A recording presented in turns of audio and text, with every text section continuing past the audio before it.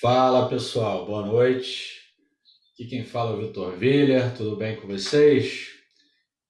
Do meu outro lado está Renato Leripe, tudo bem, Renato? Tudo bem, Vitor, e por aí? Tudo tranquilo. Resistindo à pandemia e ao empobrecimento do Rio de Janeiro. Bom, vamos trocar uma ideia aqui hoje, né, pessoal? Começando aí esse evento, né, Semana do Economista Quantitativo. Já temos bastante gente aí ao vivo com a gente. Boa noite, Alain, Márcio, Cláudio, Gilson, muito ex-aluno aqui. Vinícius, Alessandro, Demétrios. Bom, hoje a ideia aqui é fazer uma apresentação para vocês sobre o que vai ser o evento, como que a gente vai encaminhar esses 3 dias. Vamos falar bastante de data science, de economistas quantitativos e bater um papo aqui com o Renato também sobre alguns temas que eu acho bastante relevantes sobre esse assunto. Então, antes de mais nada, né, boa noite aí para todo mundo. Deem um feedback aí, por favor, se vocês estão escutando a gente legal, se o áudio tá bom, como é que estão as coisas, que aí a gente prossegue aqui. Bom, tem aí alguns slides, né, que eu vou passar com vocês para dar um panorama, um contexto do que a gente vai ver aí nesses 3 dias, né? E, obviamente, também falar um pouquinho do nosso trabalho aqui na análise macro. Bom, esse evento eu chamei aqui de Semana do Economista Quant, né? Economista Quant, para usar uma frase bastante famosa que é atribuída ao Keynes, né? No Brasil, os economistas quantitativos são os pássaros raros lá do Keynes, né? Em várias dimensões, né? Tanto em termos de usar métodos estatísticos, né, econométricos, para tentar entender a realidade, quanto a aceitação desses métodos. E aí o meu prólogo, que já é uma provocação, depois eu vou ver lá a opinião do Renato, o que ele acha sobre o assunto, é que a gente já está na estrada há algum tempo, né? Eu já estou aqui, a gente vai fazer 6 anos em setembro na análise macro. Empreender no Brasil é difícil, então comemorar 6 anos com uma empresa aberta, eu acho que é algo bastante vigoroso, né, para se comemorar. E aí, nesses 6 anos que a gente viu o mercado crescer aqui no Brasil, eu acho que os pássaros raros venceram. Né? Hoje ninguém tem dúvida de que para você se tornar um economista que honra esse título, né, você precisa dominar conhecimentos quantitativos e alguns conhecimentos dos quais a gente vai falar aqui hoje, tá? Então, os pássaros raros aí, atualizando o Keynes, são os economistas quantitativos e no Brasil eles venceram, para não falar da alternativa. Bom, o que é esse evento que a gente propôs? Né? A ideia aqui do evento é basicamente divulgar, né, o uso dessas ferramentas, né, de análise de dados, que a gente acha que são cada vez mais importantes, né, no mercado e cada vez mais dissipadas entre economistas que fazem uso da teoria e de dados, né, para analisar o seu entorno. Então a gente vai divulgar essas ferramentas aqui para vocês. Seja para estudantes de graduação e pós-graduação que querem entrar no mercado de trabalho, seja para economistas que já estão estabelecidos no mercado, mas ainda usam algum subconjunto Excel, Stata e Views, etc. E aí a gente vai divulgar alguns materiais ao longo desses 3 dias, né?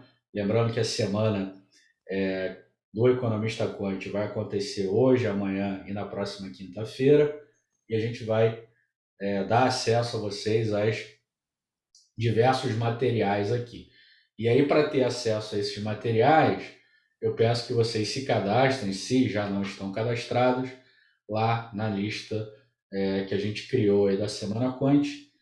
A minha voz aqui, Felipe, se puder, coloca aí no chat o endereço por favor, para quem ainda não se cadastrou.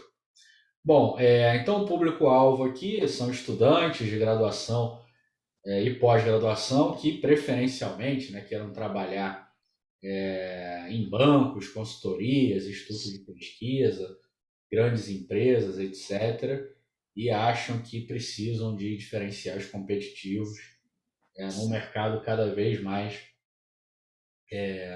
limitado, né, dentro desses lugares.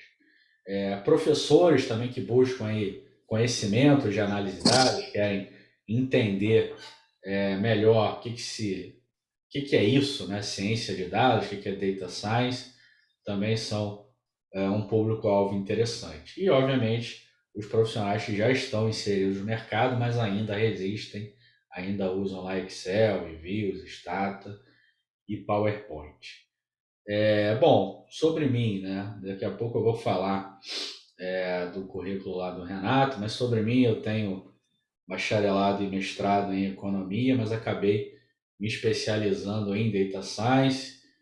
Já trabalhei com um monte de coisa na minha vida, já trabalhei com telecom, energia elétrica, consultoria financeira, macro, já coordenei um grupo de estudos lá que o próprio Renato já participou, e há 6 anos estou na batalha aí com a análise macro aqui, tentando divulgar essas ferramentas de análise de dados. Foi uma pregação bastante difícil, né, no início, a gente falava para o vento, né, mas hoje em dia está mais fácil essa pregação, como eu vou bater um papo lá com o Renato. E aí, o cronograma desse evento, a gente vai falar aqui hoje, né, sobre alguns temas, vou falar sobre o que eu chamo de revolução dos dados, né, o que é isso. De uma hora para outra, os dados não só se tornaram importantes, como eles se tornaram fundamentais, né, seja para a economia, seja em outras profissões. Vou também falar aqui um pouco sobre o que os economistas têm a ver com isso, né? O que os economistas têm a ganhar aprendendo esse tipo de conhecimento, quais são esses conhecimentos, né, para se tornar o que eu estou chamando aqui de economista quant ou economista quantitativo, e também vamos falar aí sobre o mercado de trabalho para esses pássaros raros aí na analogia do Keynes. Os itens 1 e 2 aqui eu vou passar rapidamente para a gente bater um papo aqui com o Renato. O Renato atualmente é analista quantitativo lá na Asset do Itaú, mas tem um currículo aí já bastante consolidado nessa área de análise de dados.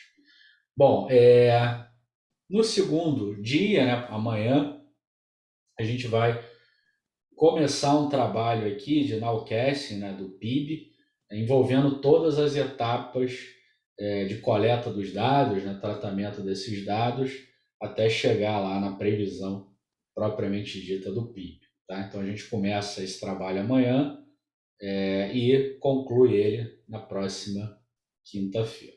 Tá bom? Então o cronograma aí do evento é esse. Eu espero que vocês aproveitem o conteúdo, tanto o dia de hoje, que é a contextualização, né, dessas ferramentas, e amanhã e quinta um evento um pouco mais hands-on, né, colocando a mão na massa, estúdio aberto, e vamos que vamos. Bom, o que eu estou chamando aqui de revolução dos dados, né? A gente, na época que eu estou vivo, né, eu estou com 38 anos, né?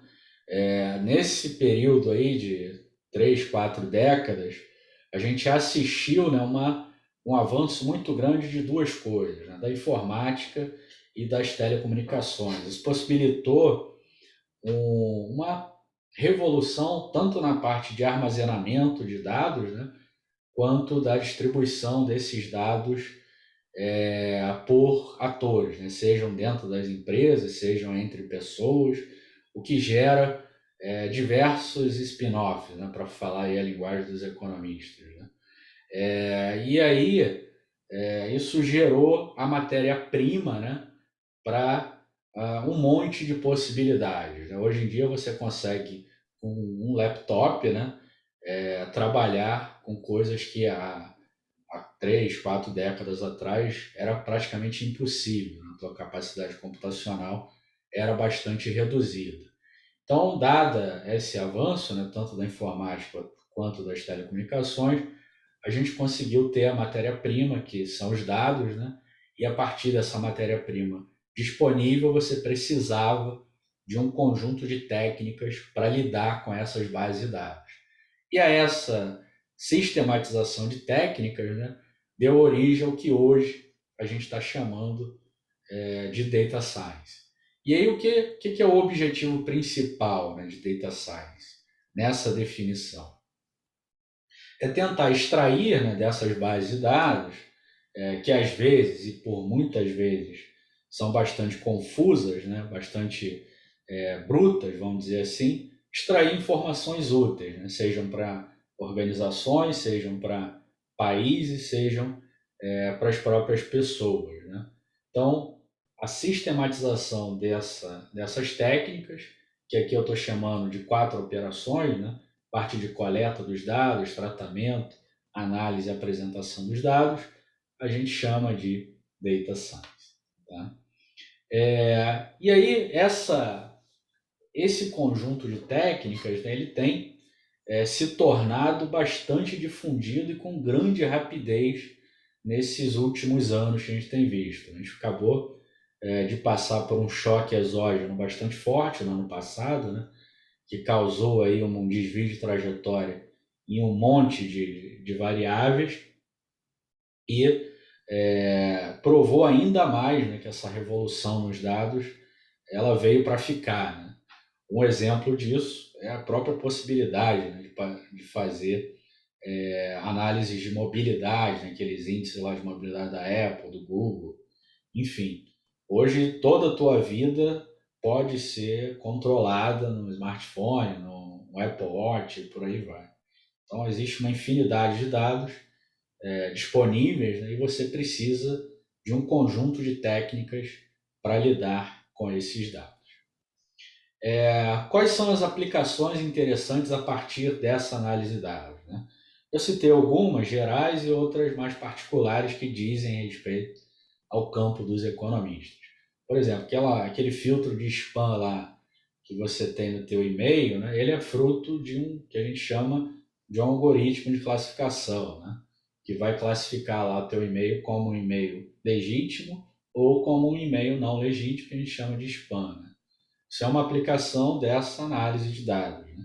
Envolve todo esse processo de coleta, tratamento, análise e apresentação dos dados. A possibilidade de você segmentar, né, clusterizar lá os consumidores e direcionar determinados produtos para cada um desses clusters. Reduzir fraudes em cartão de crédito, prever o resultado de uma eleição, otimizar o uso de energia dentro de casa, dentro de prédios. No caso específico aqui nosso, né, da economia, ver lá a relação entre o aumento do desemprego e a procura pela Uber, né, os desembolsos do BNDES e a taxa de investimento, como que a gente explica uma inflação de alimentos, né, que tem se tornado cada vez mais relevante dadas as mudanças climáticas, como que o Banco Central, por exemplo, reage a choque na taxa de câmbio, e um último exemplo aqui, qual é o efeito do aumento da volatilidade no mercado sobre a taxa de câmbio, essa incerteza toda, como é que isso pode ser direcionado para o câmbio. Todas essas questões passam por você tentar identificar aqueles passos, coletar os dados, tratar esses dados, apresentar esses dados e gerar algum tipo de modelo. Então, para ficar no exemplo, né, no caso lá do interesse na relação entre desemprego e a Uber, onde estão esses dados? Né? Como que a gente pega lá a taxa de desemprego? Como que a gente cria uma proxy, né, por exemplo, para o interesse pela Uber? Como que a gente trata esses dados que a gente vai obter de algum lugar? Né? Qual a estrutura desses dados? São dados de corte transversal? São dados de séries temporais, de painel? E aí, a partir de cada uma dessas estruturas, você vai ver o modelo mais adequado para relacionar essas variáveis. Tá? Bom, cada uma dessas etapas, né, de coleta, tratamento, análise e apresentação, vai exigir conhecimentos específicos, né? Por quê? Porque você vai ter diferentes possibilidades a depender do tipo de dado que você está lidando e a questão que você quer responder. Os dados, por exemplo, podem estar em Excel, em XML, em JSON, TXT, HTML, MySQL, ou formatos proprietários, né, como Stata, Octave, SPSS e por aí vai. Cada um desses formatos vai exigir um tipo diferente de coleta, né? Esses dados, eles podem estar disponíveis lá de forma bruta, né? E aí você vai precisar fazer uma limpeza dos dados. Por exemplo, vai precisar tratar missing values, construir números índices, deflacionar valores que sejam correntes ou nominais, né? É, talvez o dado esteja em nível, né? Então talvez não seja tão interessante assim trabalhar com o nível da tua série. Você precisa obter taxas de crescimento, né? Mensal, interanual, acumulada em determinado período, tratar tendência, tratar sazonalidade, fazer um subsetting dos teus dados, né? Talvez a tua amostra toda não seja interessante, apenas uma subamostra dos teus dados seja relevante, por aí vai. Então, existem vários tratamentos que você precisa fazer na tua base de dados para poder tirar insights interessantes dela. Esses dados têm que ser visualizados, né? Pode ser via gráficos, via cluster, ou mesmo criar um dashboard, por aí vai. Esses dados, uma vez coletados, tratados, e você feito lá alguma relação entre eles, né? Você vai para a parte mais, talvez interessante, né? Mas é a parte que dá menos trabalho, que é a parte de modelagem. Uma vez que teu dado já está prontinho, bonitinho, você começa a escolher lá algum modelo para identificar as relações entre as variáveis. E aí existe um mundo de opções, né? Por exemplo, pode ser que você não tenha covariáveis para explicar a tua série, aí você escolhe um modelo ARIMA. Pode ser que você queira uma regressão linear simples, ou uma árvore, uma rede neural, um support vector machine, por aí vai. Bom, uma vez que tudo isso tenha sido feito, não adianta, não acaba por aí, né? Você precisa comunicar esses resultados.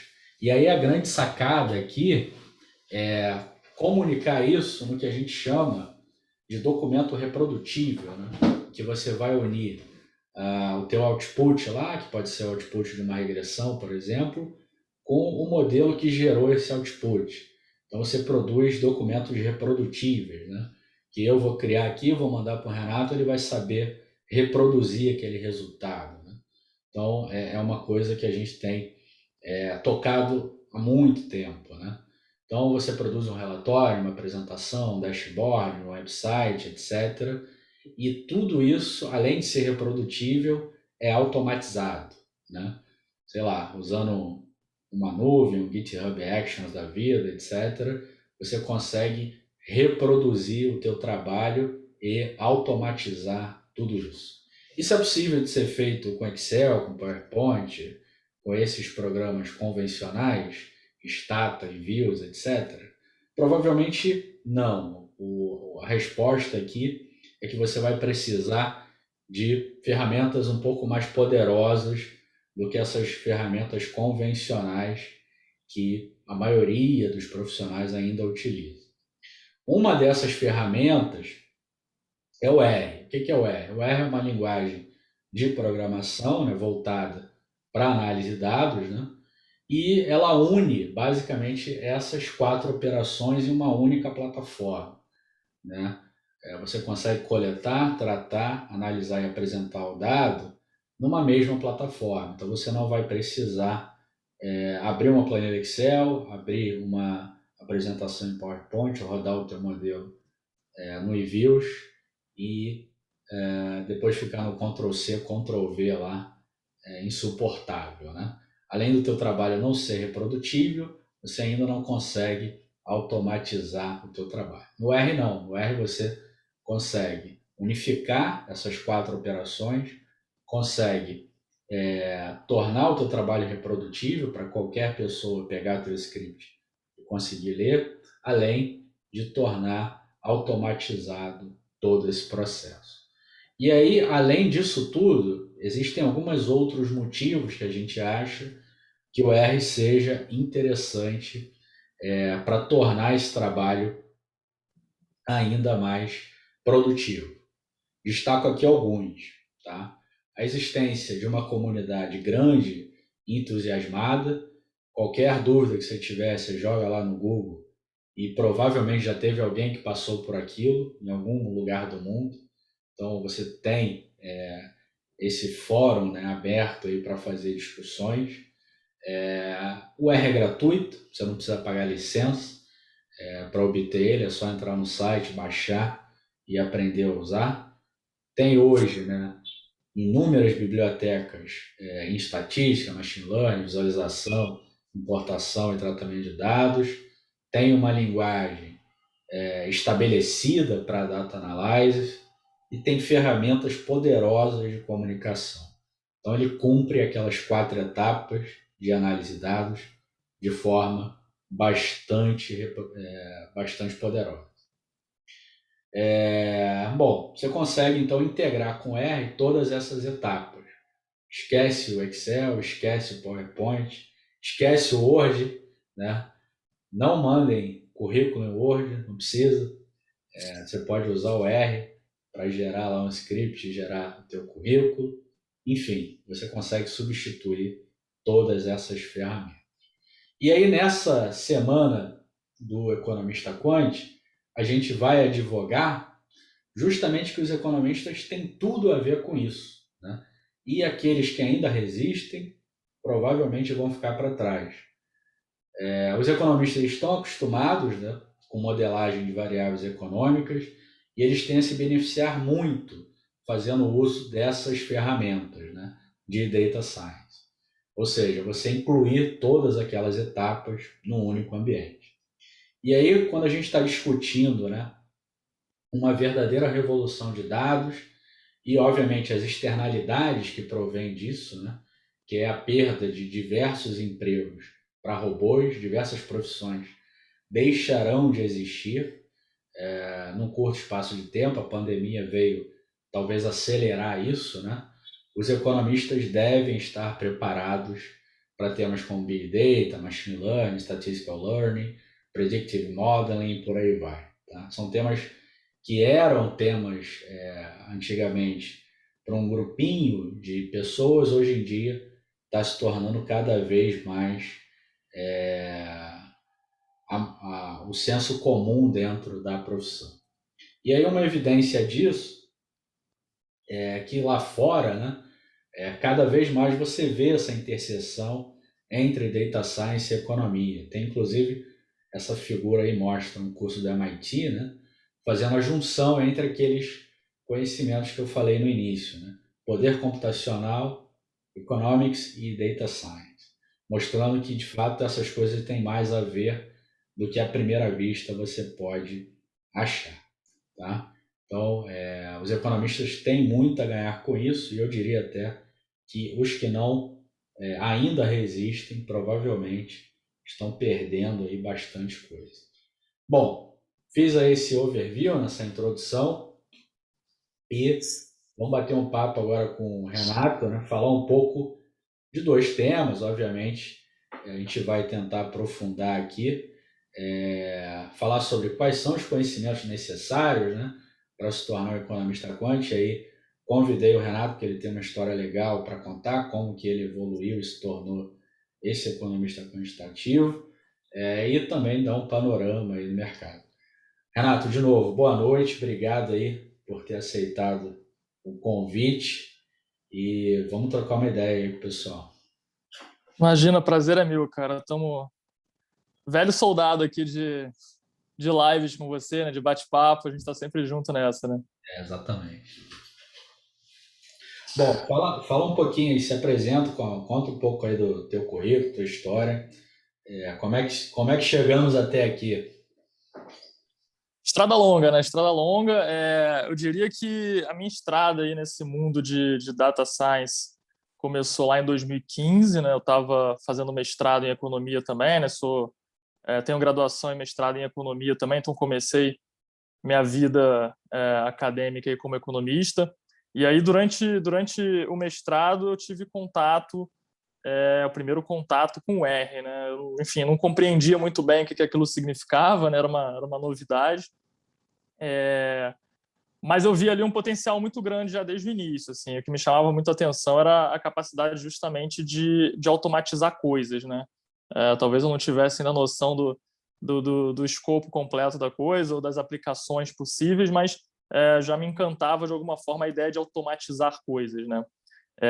Enfim, e aí eu comecei a estudar. Naquela época os recursos eram bem escassos, né? Acho que você teve essa experiência também, né? A gente tinha poucas opções de material disponível, a gente não tinha cursos como tem hoje, né?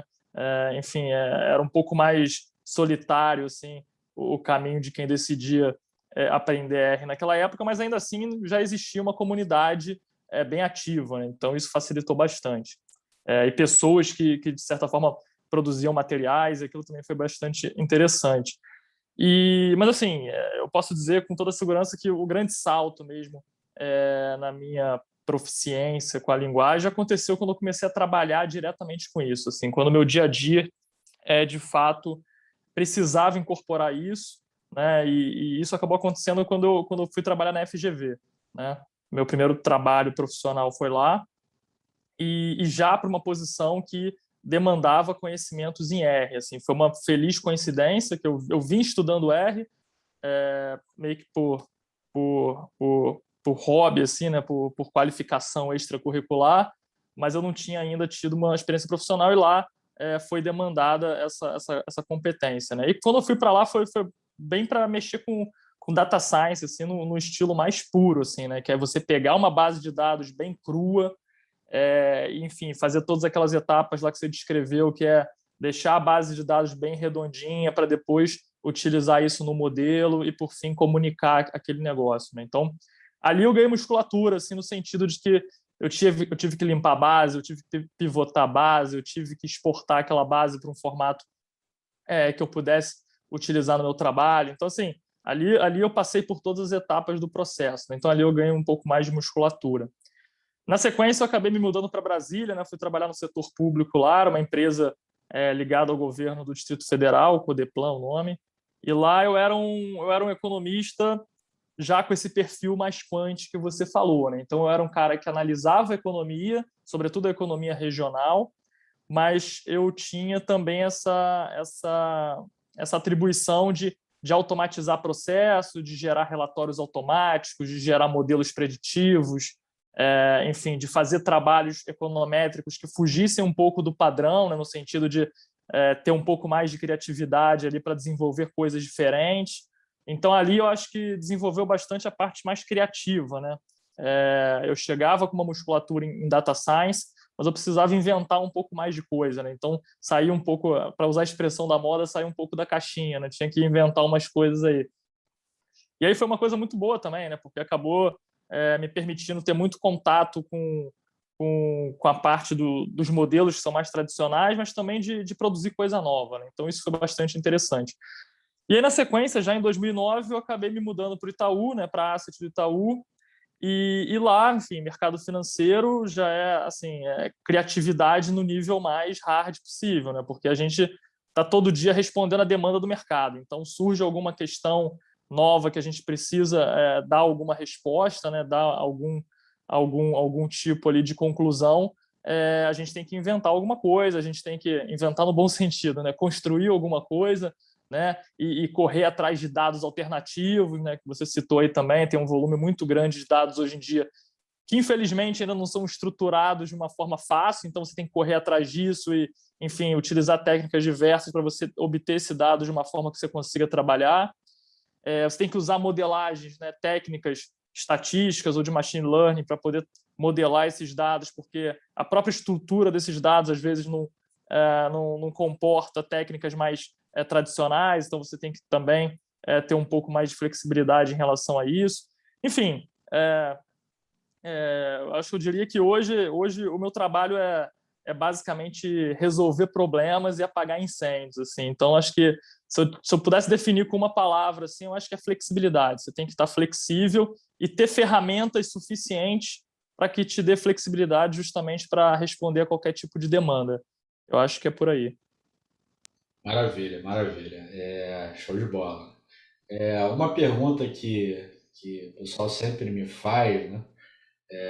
E para usar a expressão aqui do Wilson Freitas, né, que é um amigo nosso, né, e dá curso aqui com a gente também, ele usa a expressão vida miserável, né? Para ele o R, o Python, outras linguagens tornou a vida dele menos miserável, né? E aí eu queria que você falasse um pouco sobre isso, né? Como é que você vê a tua transformação, essa transformação que você passou, né? Você viveu aí na GV, com a Deplan e agora no Itaú. Como é que você vê a tua vida hoje e a vida que você tinha antes de usar essas ferramentas mais avançadas como R? Cara, é brutal, né? Assim, eu acho que tem, assim, tem várias dimensões assim que a vida ficou menos miserável, né? Mas é meio que... Assim, acho que o primeiro ponto é assim, bater na tecla de novo da automatização, né? Quando a gente fala isso, né, parece que, enfim, parece que é meio clichê, mas assim, para dar um exemplo bem prático do meu dia a dia, né? Eu acordo às 7 da manhã, né? Começo a trabalhar às 7h30 e a primeira coisa que eu faço é enviar 4 relatórios para as mesas de gestão. E esses 4 relatórios estão programados em R.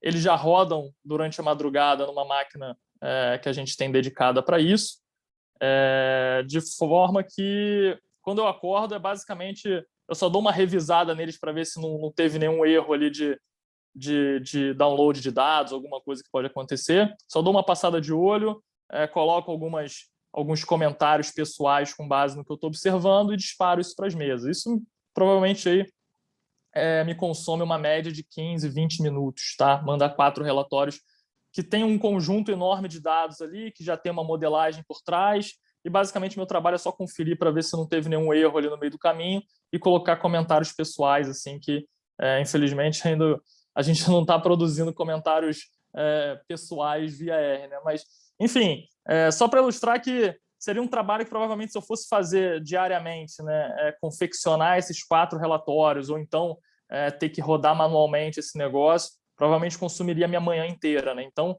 ali já é uma carga emocional que eu deixo de gastar com esse tipo de coisa, né? Então, essa parte de trabalho rotineiro, né? E aí eu acho que muita gente talvez esteja assistindo a gente e vai se identificar com isso. Às vezes você leva horas e horas para fazer uma coisa que você faz todo dia, né? E aí, cara, isso é um estresse enorme. Então, essa parte a gente já resolveu, né? Então, já tem relatórios automatizados que vão direto para os e-mails ou via dashboard, como você colocou também. É uma coisa que a gente está implementando bastante. E isso já torna a minha manhã bem mais agradável, assim, dá mais tempo para eu tomar café da manhã em paz.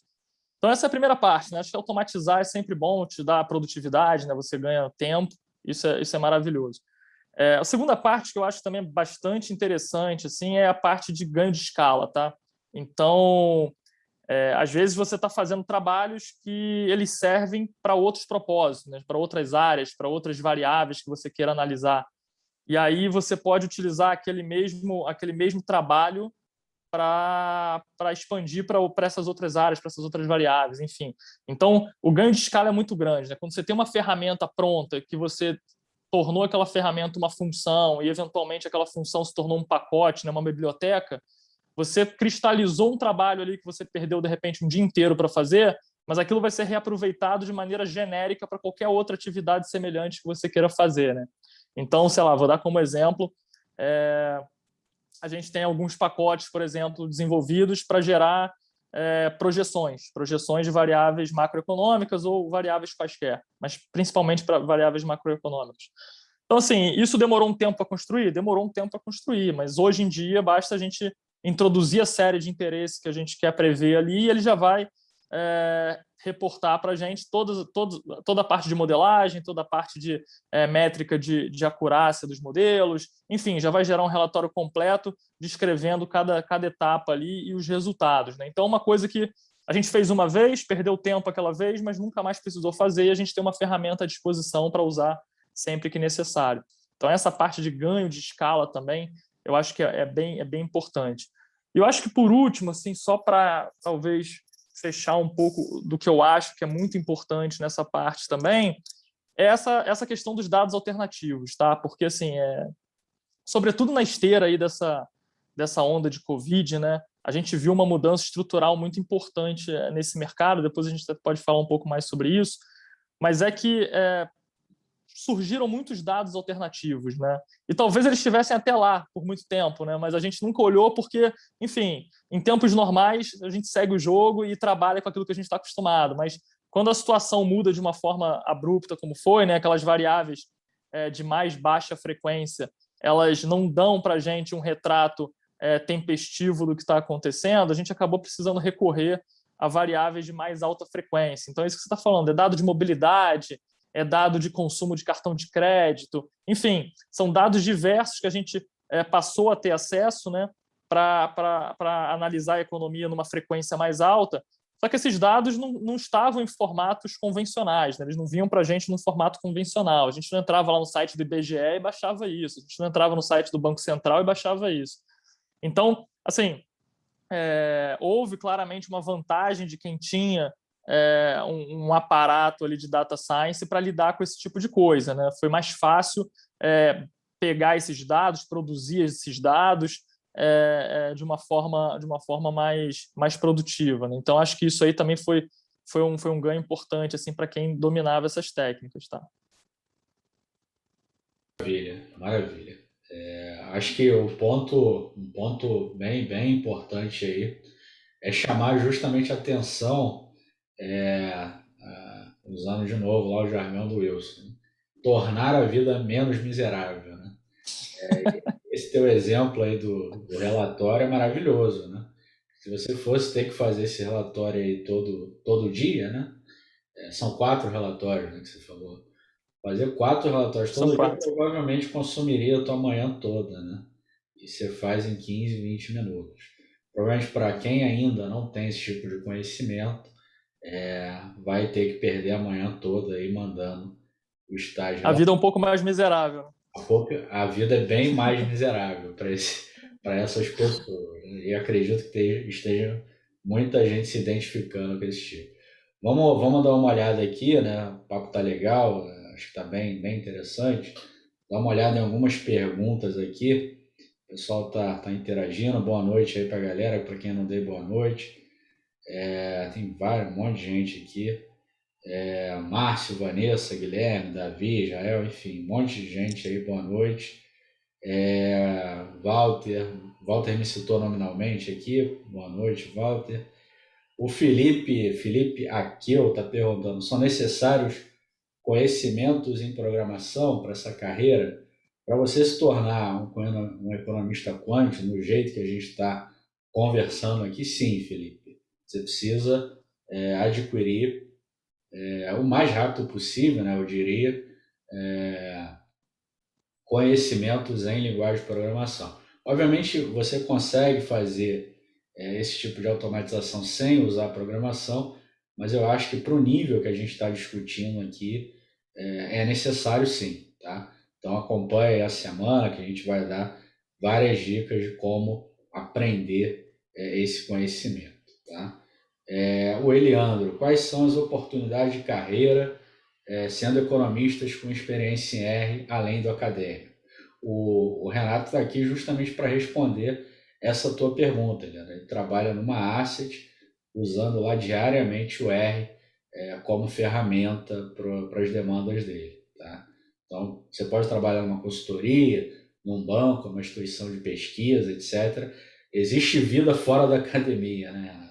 Para quem usa R e Python. Né? Tiago Rossato, qual a grande vantagem do R para o Python? Pelas vantagens ali anteriormente, creio que o Python preencha todas. Bom, isso é uma eterna discussão, né, que o pessoal tem. Qual é o melhor, o R, o Python? A gente já fez alguns vídeos aqui no canal do YouTube. Eu acho que o R ele é bom, muito bom em algumas coisas, o Python é muito bom em outras. O ideal é você saber as duas, tá? A gente já tem curso hoje na Análise Macro tanto de R quanto de Python, e evita esse tipo de discussão, tá? Saiba as duas e extraia o melhor das duas, que para você vai ser o melhor dos mundos, tá? A gente vai falar mais de R aqui, porque o R é uma linguagem que se adequa melhor ao que a gente quer para essa semana, dos temas que a gente vai falar, tá? Edmilson, estou fazendo TCC, minha orientadora só consegue me ajudar no Stata. O R é mais complicado de aprender? Será que eu consigo me virar sozinho? Essa aí você quer responder, Renato? Cara, assim, acho que assim, qualquer linguagem de programação tem um custo de entrada, né? Eu acho que não tem como fugir disso, né? São as dores do parto, né? Com R não é diferente. Eu acho que qualquer página em branco assusta, né? Então, quando você abre o R pela primeira vez, você vê aquela tela em branco, causa, obviamente, um certo desespero.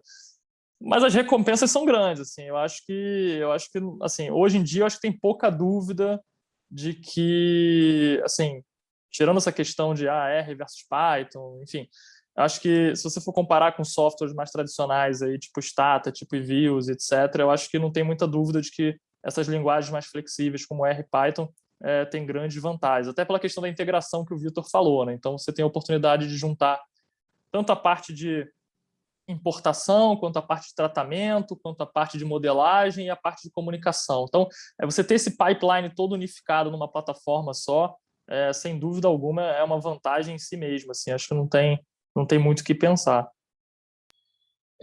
Eu não poderia concordar mais. Respondendo também aí o Edmilson, né? Você pode produzir o teu TCC dentro do R, tá?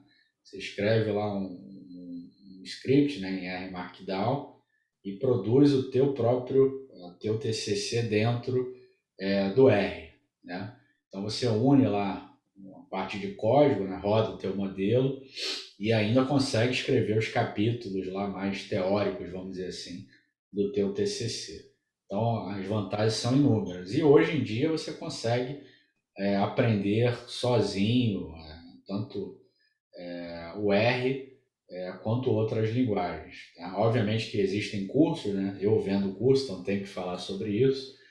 A análise macro está aqui para ajudar vocês nisso, né?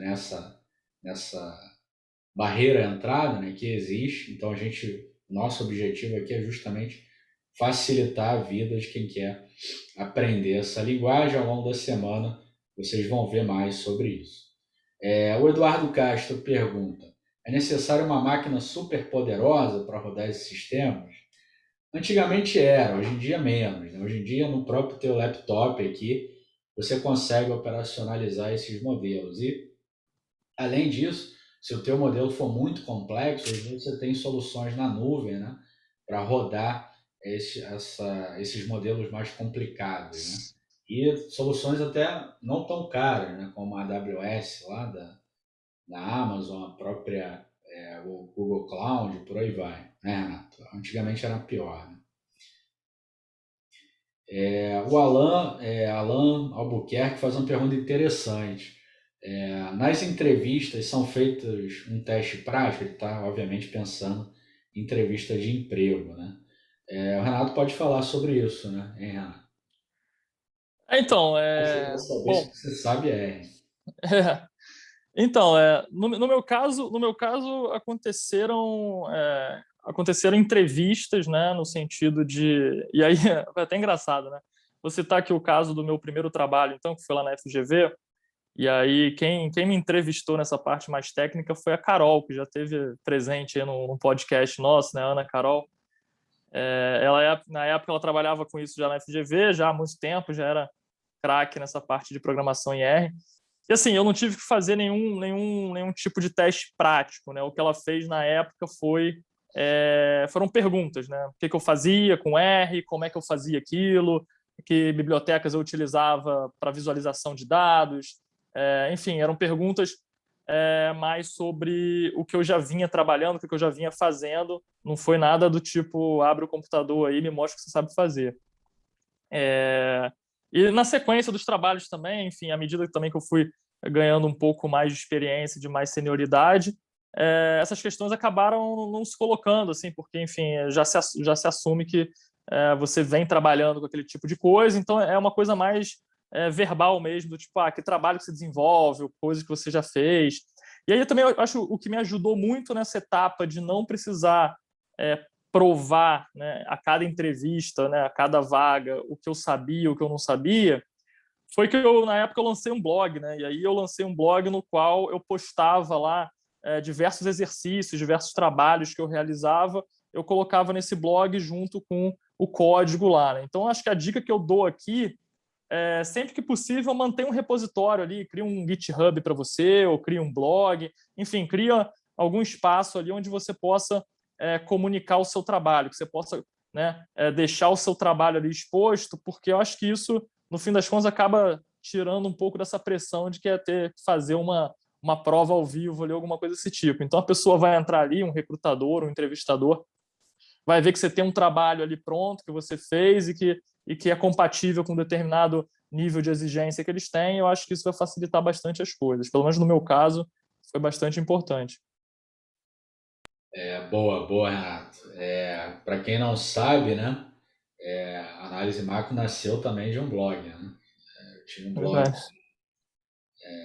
em 2011, né, e a gente foi fazendo vários exercícios e tal, e em um determinado momento, lá em 2015, eu transformei isso em curso, que virou tudo isso aí que a gente está vivendo desde então.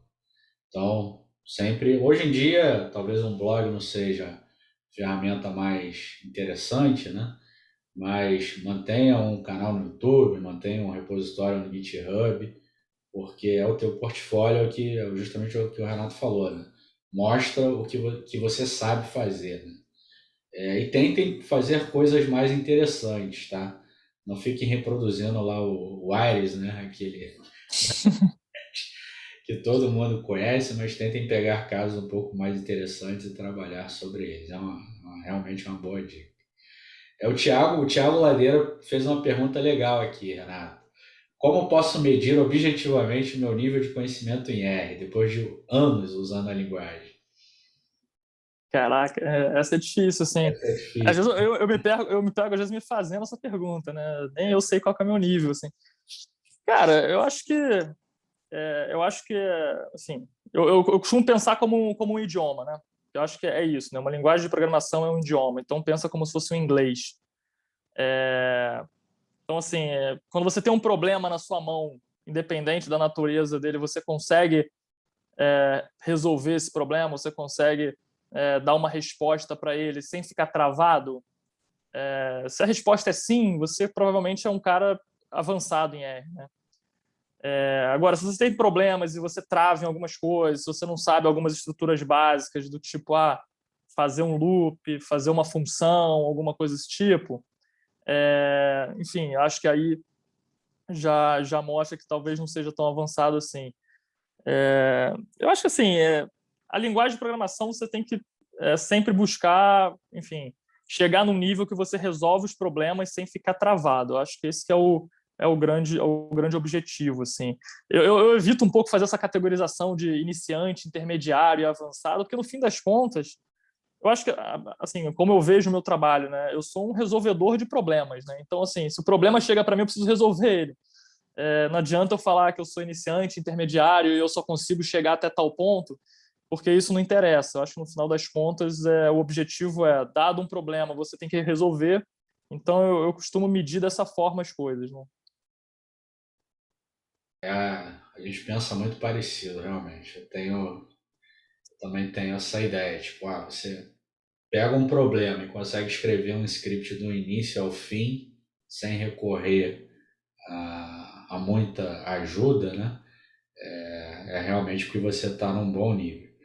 E, bom, eu sou um pouco mais xiita na classificação, né? Acho que ou você sabe falar inglês ou você não sabe. E a mesma coisa acontece com R, né? Ou você sabe R ou você não sabe. Então, isso aí é uma boa métrica para avaliar se você conhece realmente a linguagem, tá? Se você consegue terminar o teu script sem recorrer a muita ajuda, é porque realmente você está no caminho. Tá bom, Thiago? É, O Luan, gostaria de saber qual matéria do curso de economia é fundamental para começar a aplicar os conhecimentos econômicos no R. Macro um, econometria. A maioria das pessoas começa por econometria, né?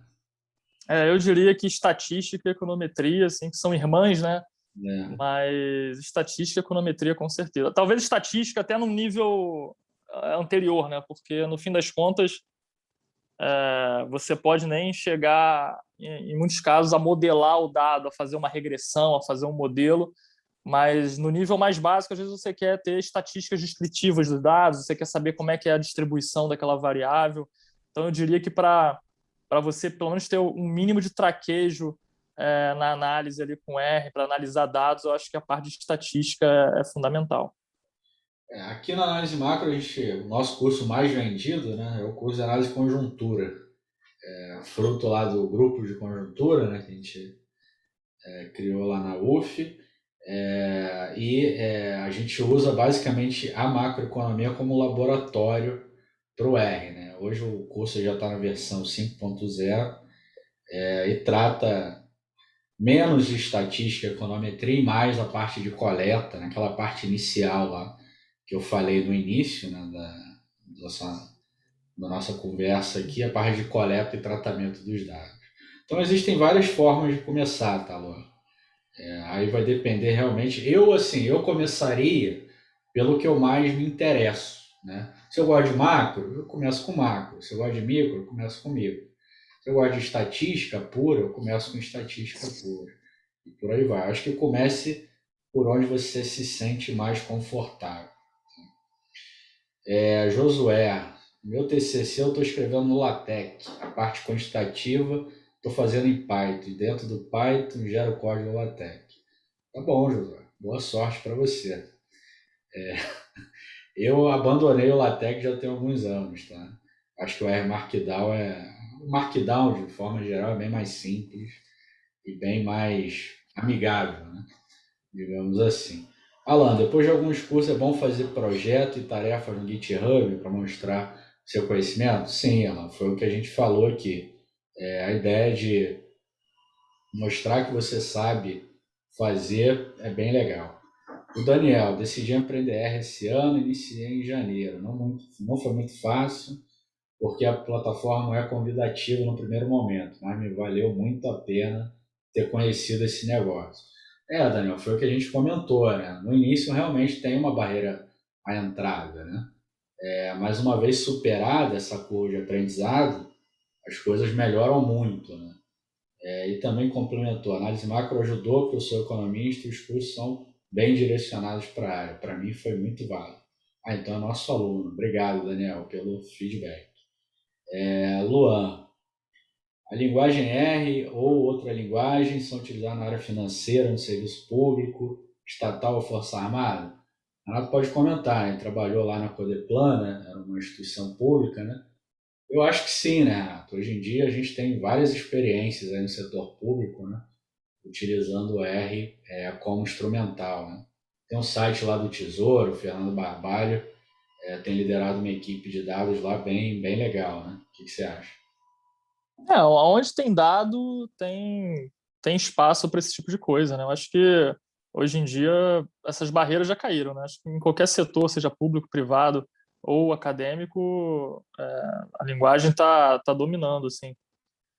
Inclusive falou também da parte financeira, né? Isso daí talvez eu possa até falar com um pouco mais de propriedade agora, mas, cara, assim, programação e finanças, assim, gerou uma simbiose ali que enfim, inclusive hoje em dia você tem fundos que são puramente quantitativos, né, que eles rodam estratégias a partir de códigos, né, enfim, que são programados para gerar estratégias. Então, assim, não precisa nem dar mais exemplos sobre isso, né? Acho que está mais do que provado que isso está em toda parte. Maravilha, maravilha. O Alan tem uma curiosidade aí sobre você. Você trabalha em equipe ou trabalha sozinho? Você cursou disciplina de programação em da computação? Caramba. Então, assim, no meu trabalho atual, existe uma... É que a nossa equipe lá é relativamente grande, tá? A nossa equipe lá de Data Science tem mais ou menos 4 a 5 pessoas. Grande que eu digo, assim, se a gente está falando de uma asset, né? Você ter 4, 5 pessoas ocupadas nessa parte de Data Science é bastante, assim, para esse nicho de mercado. Então, o que acontece lá é que cada um tem um nicho sobre o qual atua, né? Eu, por ser economista, eu acabo atuando sobre questões de natureza mais econômica, né? Tem outros que são voltados mais para a área de finanças, tem outros que gerem mais a parte de banco de dados, enfim, cada um tem o seu jardim ali para cuidar, né? Então, assim, eu sou sozinho nessa parte, né, de tratar coisas de economia, sozinho entre aspas, né, porque sempre tem uma interação com um ou com o outro, mas eu sou mais responsável por essa parte. Mas, assim, eu sempre me beneficio de interação com outros membros da equipe. Então, vira e mexe, tem alguma dúvida, tem alguma sugestão, ou, enfim, a gente sempre troca ideia. Então, assim, eu acho que para definir é meio que isso. Cada um tem seu espaço ali, mas a gente está sempre interagindo. Maravilha, maravilha. O Alan é o aluno nosso lá da formação Data Science para economista. Legal, Alan. A LP11 pode iniciar outros cursos, análise de conjuntura, política pública. Pode fazer todos os cursos, Alan. Fica à vontade lá. Todos os cursos são feitos para vocês. Muito suor e lágrima, mas a gente tem muito carinho. Eu, pelo menos, tenho muito carinho pelo que a gente construiu, né? Antigamente era uma pregação mais difícil, né? Convencer as pessoas a usar R, hoje em dia é mais fácil. Que bom que você está gostando, Alain. Obrigado aí pelo feedback. O Alisson, a gente vai conseguir usar bem o R nesses 3 dias? Então, a gente vai utilizar bastante amanhã e na quinta-feira, tá, Alisson? Hoje é uma introdução, um contexto, meio que tentando mostrar para vocês por que isso aqui é importante, tá? Por que os economistas quantis hoje são os pássaros raros lá que venceram a batalha, estão cada vez mais demandados no mercado. E aí, já abrindo justamente para esse ponto, né? A gente falou muito aqui sobre o que tem que aprender, né? Quais são as coisas que tem que aprender para se tornar esse economista quant. Vamos detalhar um pouquinho melhor esse passo, né? Você acha que o cara precisa de cálculo 1, 2, 3, álgebra linear, equações diferenciais? Tem muito, eu recebo esse tipo de dúvida quase toda semana. Quais são os conhecimentos aí para fazer o que você faz no teu dia a dia? Caramba, cara, essa pergunta ela é bem complicada em determinado nível, assim, porque quando você para pensar, e aí, assim, minha experiência, minha experiência até hoje diz que quanto mais você souber, melhor, justamente porque foi aquilo que eu levantei lá no início, né? Você tem que ser um cara flexível, você tem que ser uma pessoa flexível. Então, assim, surgiu um problema, você vai ter que resolver. E aí, assim, só para contextualizar um pouco do que eu estou falando, eu vou usar como exemplo, assim, eu tô há quase 2 anos lá na Asset do Itaú, e aí eu vou dar uns exemplos assim de trabalhos que eu vim desenvolvendo desde que eu entrei lá, né? Só para dar uma dimensão assim do quão variado acaba sendo o conjunto, né, de ferramentas que você acaba sendo obrigado a usar, né? Então, assim, quando eu entrei lá no final de 2019, a gente vivia um mundo normal, né? Tava tudo como sempre foi, né? Economia rodando normal e tal, nada fora do usual. E aí, quando eu cheguei lá, meu primeiro trabalho foi basicamente desenvolver uma ferramenta para aperfeiçoar previsões de variáveis econômicas, mas feitas em escala, né? Então, a ideia era que a gente pudesse usar uma função genérica para projetar bem projetado, né, com boa acurácia, qualquer tipo de variável econômica e dentro de uma estrutura hierárquica, né, porque era uma coisa que estava super em alta na época, a gente queria implementar isso lá. Então, pensa, por exemplo, o PIB. Né? O PIB tem sei lá, setor de indústria, setor de agro, setor de serviços e blá, blá, blá, e cada uma dessas coisas vão ramificando, e a gente precisa fazer uma estrutura hierárquica para poder dar conta de tudo isso. Então, a ideia era desenvolver um pacote, uma biblioteca, para poder todo mundo utilizar e fazer essas projeções. Então, esse era um trabalho assim, puramente de programação, assim, bem intensivo em programação, e que, na verdade, era um esforço de entender a literatura, né, dessa parte de previsão hierárquica, né, como é que isso se estruturava, etc., mas implementar isso numa função, num pacote. Então, era uma coisa muito mais intensiva em programação. Então, a parte de programação mais intensiva era uma coisa que eu precisava ter naquele momento. Então, esse é o primeiro aspecto. E aí, logo depois, veio o Covid, né? O mundo foi de cabeça para baixo e a gente que trabalha no mercado financeiro, como eu falei, a gente acaba tendo que responder, enfim, a coisas que acontecem de um dia para o outro. E aí começaram a surgir as primeiras notícias de que tinha um vírus na China, que de repente já estava pipocando na Itália, e aí, enfim, o mercado começou a olhar para aquilo e a gente tinha que dar alguma resposta, né? Quer dizer, isso vai chegar no Brasil? Se chegar no Brasil, como é que isso vai repercutir? E a gente começou a ter primeiros casos no Brasil já em fevereiro, né? Eu lembro que foi antes do Carnaval, assim, a gente começou a ter casos ali em 2020 aqui no Brasil. E aí, qual foi o trabalho na época? Eu falei, cara, eu fui demandado a projetar como é que seria a evolução da Covid no Brasil. Imagina, eu economista, né? Não sou da área médica, nunca fui, não entendo nada disso, e de repente fui colocado numa posição de ter que projetar como é que seria o avanço da Covid no Brasil. E aí o que a gente fez foi basicamente olhar a literatura, e aí a gente tinha o que lá? Né? A gente tinha alguns modelos epidemiológicos, né? Que hoje em dia são amplamente conhecidos dos economistas, né? Esses modelos SIR aí, que o pessoal vê, mas que na época assim, a gente não conhecia. E aí a gente topou com esse negócio lá nas nossas pesquisas e implementou aquele modelo. Mas talvez, assim, com pouco risco de estar me enganando, mas a gente deve ter sido a primeira asset a colocar de pé aquele modelo. E a gente colocou um modelo daquele usando dados de Brasil e de outros países também. E, enfim, aquilo foi uma primeira versão assim, do que a gente tinha de construção de uma projeção para avanço da Covid no Brasil. Né? Depois a gente acabou pegando dados de outros países, fazendo uma extrapolação para o caso brasileiro, enfim. Mas o que eu quero dizer com isso é que a gente precisou, de alguma maneira, ter flexibilidade e usar ferramentas que não eram tão convencionais para a gente.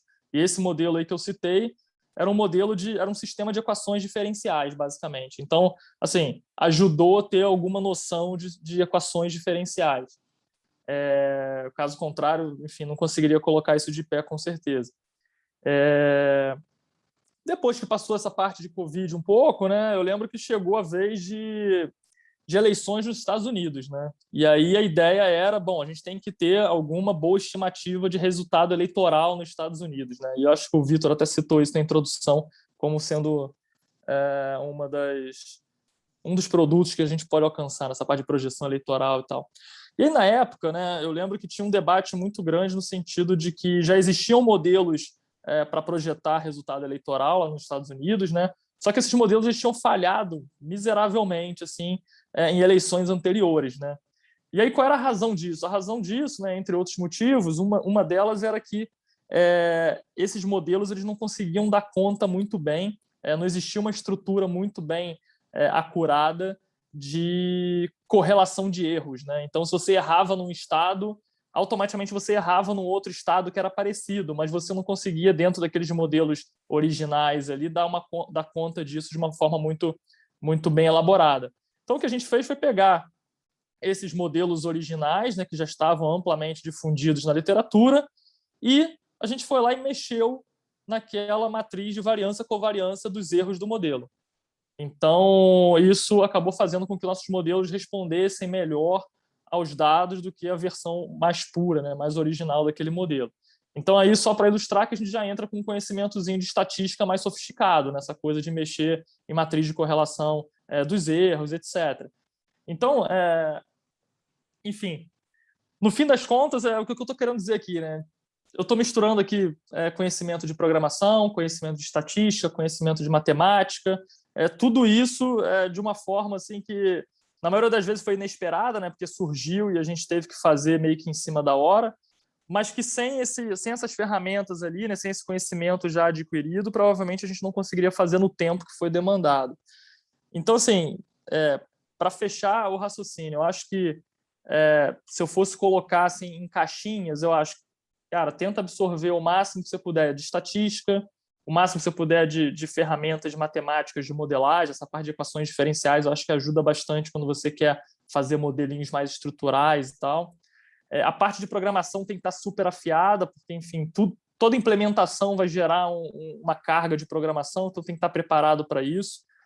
E a parte que eu gosto muito, assim, que é a parte de forecasting, assim, que é meio que um mundo à parte. Assim, a gente pensa sempre em econometria, né, na parte de modelagem, mas a parte de forecasting também é uma parte meio que diferente, assim, ela tem umas nuances assim, que eu acho que vale a pena aprimorar. Então, eu colocaria essas 4 coisas aí.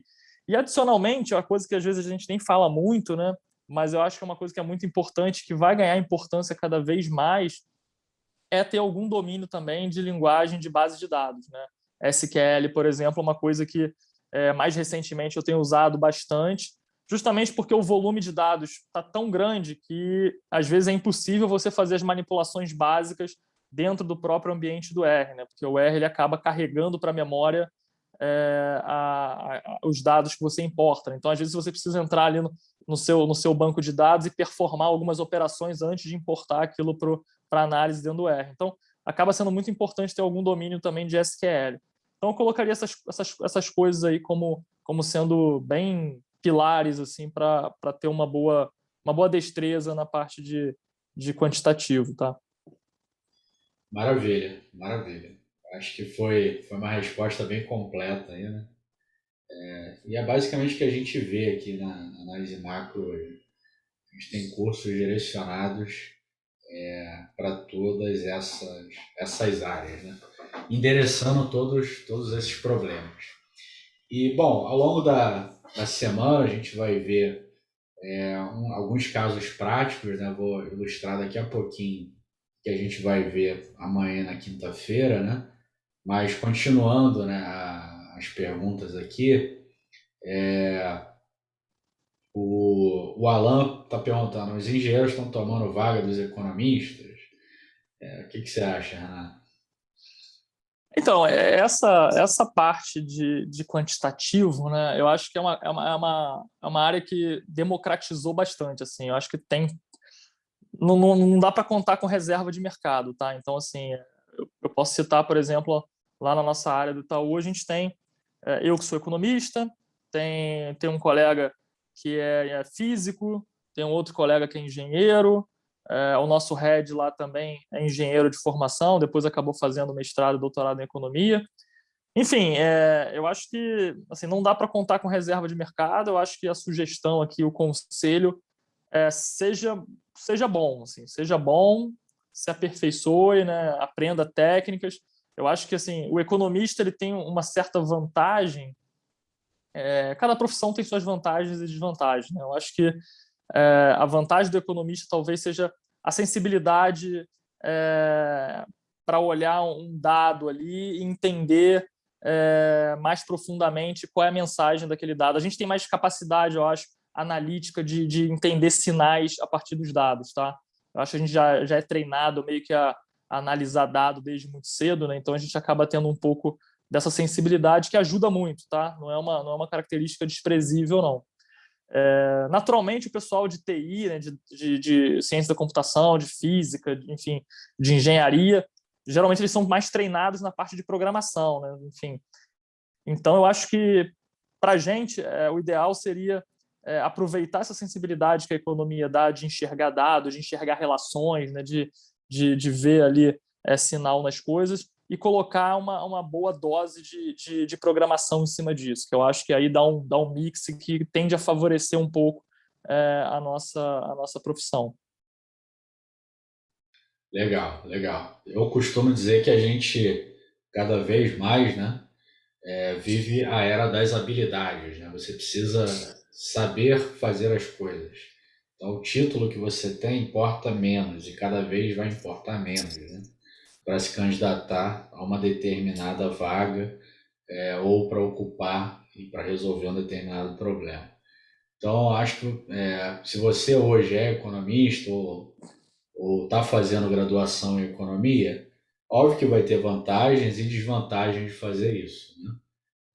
Mas se você quer se tornar um analista de dados, né, aprenda, tenha habilidades, né, de como fazer isso. E aí, não é que o engenheiro é melhor do que o economista, que é melhor do que o físico, que é melhor do que ninguém. Você vai ver quem tem as habilidades necessárias para resolver aquele tipo de problema. E é uma coisa que a gente tem focado muito aqui na análise macro ao longo desses 6 anos, né? Ensinar as pessoas habilidades que eventualmente elas não aprendem na graduação ou até mesmo na pós-graduação. Quantas vezes aqui eu já tive diversos alunos que fazem doutorado em economia ou mesmo em engenharia, mas não têm a capacidade de fazer alguma coisa. Por quê? Porque não adquiriu a habilidade de fazer aquilo. Então, se tem um conselho, é para investir nessas habilidades, esses conhecimentos que a gente vai focar aqui nesses 3 dias. Bom, continuando, pessoal, tem várias perguntas aqui. A gente já está encaminhando para o final do dia, né? Amanhã a gente vai continuar aqui começando a fazer um exercício de nowcasting do PIB. Vamos coletar os dados, são 34 variáveis que a gente vai utilizar de várias fontes, né? Eu vou mostrar para vocês como coletar esses dados até a construção lá do modelo em si. Então não percam amanhã, também nesse horário, 8 horas. E aí vamos se encaminhar para o final aqui com o Renato. Tem algumas perguntas aqui, Renato. O pessoal está bem curioso lá no teu trabalho no Itaú, né? Com quais áreas lá você se integra? Dentro lá da área de dados, você interage com todas as áreas? Como é que é? O pessoal está bem curioso aqui para saber. Qual linguagem você mais usa no Itaú? Tem algumas curiosidades sobre o teu trabalho. Se você puder responder, né, pode ficar à vontade aí. Não, claro, vamos lá. Assim, basicamente, eu tenho muita integração com a área de economia, obviamente, né, com a parte de pesquisa econômica, porque, como eu falei, né, eu sou meio que uma interseção entre a área de data science com a área de economia, né? Então, o meu escopo dentro da área de ciência de dados é principalmente responder questões econômicas, né? Então, eu acabo tendo uma integração muito grande com os analistas de economia, né? O pessoal que analisa atividade econômica, o pessoal que analisa inflação, enfim, eu estou sempre em contato com esse pessoal, estou sempre interagindo com eles, estou sempre sendo demandado por eles também. Além disso, eu tenho muito contato também com as próprias mesas, né? Então, às vezes, os gestores vêm até a gente para pedir coisas do tipo, a gente quer um modelo aí para poder, sei lá, analisar o comportamento de alguma variável que influencia as ações que a gente negocia. Ou então, sei lá, a gente quer algum modelo para, enfim, analisar o comportamento de alguma moeda que a gente transaciona. Coisas desse tipo acontecem. E também trabalhos mais puros de data science também às vezes acabam chegando até nós, do tipo, a gente tem um dado que seria muito importante para a gente, só que ele está no site lá do vendedor de cosméticos, por exemplo, né? O preço de um perfume, alguma coisa desse tipo. Então, acaba que a gente tem que fazer um trabalho mais de data science também, que é extrair dado, coisas desse tipo, né? Então, basicamente nessas frentes que eu atuo, né? Maravilha, maravilha. Bom, a gente falou aqui de vários assuntos, né? Essa quase 1h15 aí de dia, né, de apresentação aqui. Bom, a gente, em termos para resumir aqui, né, tudo que a gente falou, a gente contou aí um pouco que a ideia dessa integração, né, economia, data science, é tentar tornar a vida menos miserável, né, deixar lá de usar programas como o Excel, né, o eViews, o Stato, o PowerPoint, tentar unir todas as coisas que esses programas fariam em um único ambiente. Além disso, tornar o teu trabalho reprodutível, né? Tornar o teu trabalho automatizado, né? O exemplo aqui do Renato caiu como uma luva, né? mandar lá 4 relatórios logo pela manhã em 15, 20 minutos, coisa que provavelmente tomaria aí uma manhã inteira de trabalho. Então a vida fica menos miserável nesse ponto. E, bom, o Renato narrou, né, o case dele, né, viu aí, mostrou como que foi a transformação dele até chegar numa asset e trabalhar com isso. E aí, para fechar, Renato, eu queria que você, é óbvio que esse é um exercício bastante difícil, né? Mas como você trabalha com previsão, né? Eu vou te dar esse exercício. A gente vê realmente nesses 5, 6 anos aí que o mercado de trabalho para economistas mudou radicalmente, né? Esses conhecimentos que antigamente eram conhecimentos que só o pessoal mais diferentão lá da academia usava, hoje está aí teu exemplo, está usando o teu dia a dia de um trabalho no mercado financeiro. Você vê que isso é uma conversa que a gente tem aqui sempre, né? É um negócio que tende a aumentar, né, nos próximos anos, ou você acha que não? O cara que ainda fica lá no Excelzão, VBA, ele ainda vai resistir por muitos anos. Boa pergunta, né? Eu acho que assim, a minha impressão, né? Antes de entrar no mercado financeiro, né, eu já tinha amigos que trabalhavam no mercado financeiro e a gente sempre trocava ideia, né? E dava para perceber que a natureza do trabalho era muito parecida de todo mundo, né? Que era aquela coisa de você ter um conjunto mais ou menos homogêneo de variáveis, né? Todo mundo meio que utilizava mais ou menos as mesmas variáveis para fazer as mesmas análises, para fazer as mesmas projeções. E o que eu vejo hoje dentro do Itaú é que cada vez mais você está expandindo isso para justamente ganhar algum tipo de vantagem comparativa, tá? E eu gosto de falar isso porque, enfim, eu acho que isso é muito verdade, assim, né? Quer dizer, existe aquela figura ainda do economista mais tradicional, né, que é o cara que analisa aqueles dados de sempre, que roda aqueles modelos de sempre, e que emitem aqueles relatórios de sempre.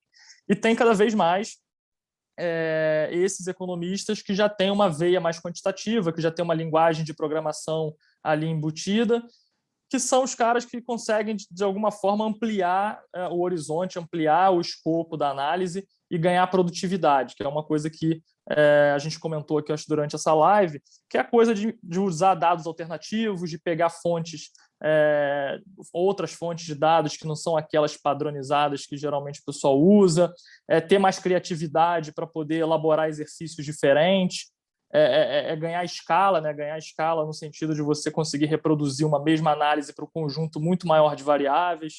Então, assim, eu acho que esse economista, sem dúvida, ele vai ter vantagem comparativa em relação àqueles economistas mais tradicionais. Assim, eu vejo isso bastante no dia a dia. Eu acho que não é uma tendência passageira. Assim, o que eu tenho visto e eu tenho ouvido falar muito é que cada vez mais outras assets estão investindo em atrair profissionais com esse perfil para os seus quadros, tá? Então, tem outros conhecidos que estão ingressando em assets justamente para desempenhar esse papel de cientistas de dados mais aplicados à economia ou a finanças ou coisas do gênero.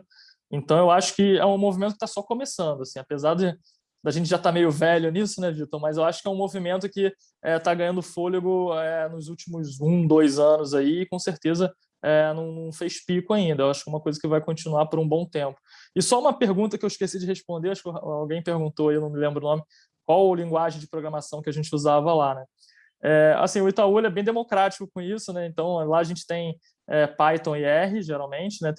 Tem pessoas que usam outras coisas também, mas lá no nosso setor, lá a gente usa Python e R. Eu, particularmente, uso R, mas outras pessoas também usam R, mas temos também Python lá. Então, são essas duas, basicamente, é 50-50 lá.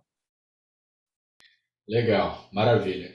Bom, quero agradecer aí a presença do Renato, foi um papo super produtivo, Renato, sempre bom contar contigo. Fazia tempo que a gente não trocava uma ideia, né? Então foi bem legal, acho que foi bastante produtivo aí para o pessoal que ouviu. Bom, pessoal, então a gente fica hoje por aqui, né? Amanhã, então, começa aí o trabalho mais prático, mais hands-on. Vamos lá, desde a parte de coleta dos dados, né? Trabalhar aqui com 34 variáveis para tentar fazer aí uma previsão do PIB. Então, vamos partir da coleta, deixar esses dados tratados e partir para o modelinho lá que a gente vai construir para fazer o nowcasting do PI. Então espero vocês amanhã às 8 horas, nesse mesmo horário. Quem ainda não se cadastrou na lista, cadastra, tá no chat que está disponível para vocês. E amanhã a gente se vê. Obrigado, Renato. É sempre bom contar contigo. Quer falar mais alguma coisa? Não, só agradecer o convite aí, estou sempre à disposição. Quando precisar, estou às ordens. Agradecer também quem ficou aí acompanhando a gente a noite toda, né? Tiverem alguma pergunta aí, pode mandar lá no meu LinkedIn. Acho que o Vitor marcou lá na publicação da live. Pode mandar pergunta. No que eu puder ajudar aí, estou sempre às ordens. Maravilha. Então é isso, pessoal. Até amanhã, 8 horas. Fiquem bem, fiquem em casa. Abraço.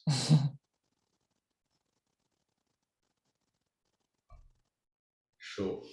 Foi. Estamos fora do ar já? Vamos fora do ar. Vou parar de gravar.